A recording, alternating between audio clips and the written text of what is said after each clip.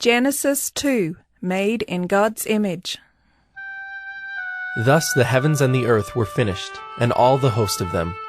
And on the seventh day God finished his work that he had done, and he rested on the seventh day from all his work that he had done. So God blessed the seventh day and made it holy, because on it God rested from all his work that he had done in creation.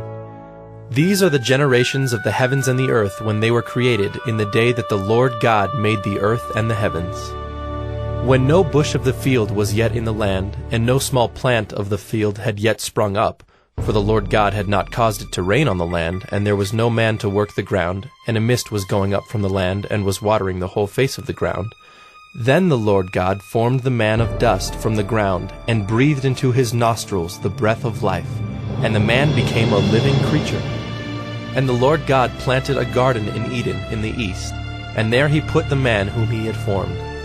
And out of the ground the Lord God made to spring up every tree that is pleasant to the sight and good for food. The tree of life was in the midst of the garden, and the tree of the knowledge of good and evil. A river flowed out of Eden to water the garden, and there it divided and became 4 rivers. The name of the first is the Pishon. It is the one that flowed around the whole land of Havilah, where there is gold. And the gold of that land is good. Bdellium and onyx stone are there. The name of the second river is the Gihon. It is the one that flowed around the whole land of Cush. And the name of the third river is the Tigris, which flows east of Assyria. And the fourth river is the Euphrates. The Lord God took the man and put him in the Garden of Eden to work it and keep it.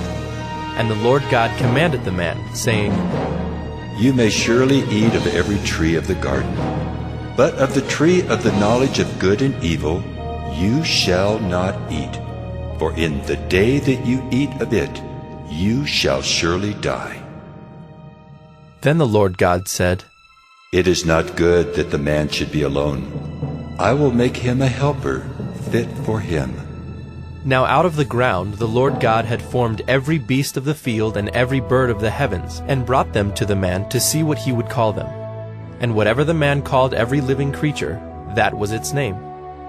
The man gave names to all livestock and to the birds of the heavens and to every beast of the field.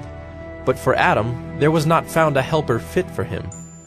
So the Lord God caused a deep sleep to fall upon the man, and while he slept took one of his ribs and closed up its place with flesh. And the rib that the Lord God had taken from the man he made into a woman and brought her to the man. Then the man said, This at last is bone of my bones and flesh of my flesh. She shall be called woman, because she was taken out of man. Therefore a man shall leave his father and his mother, and hold fast to his wife, and they shall become one flesh. And the man and his wife were both naked, and were not ashamed.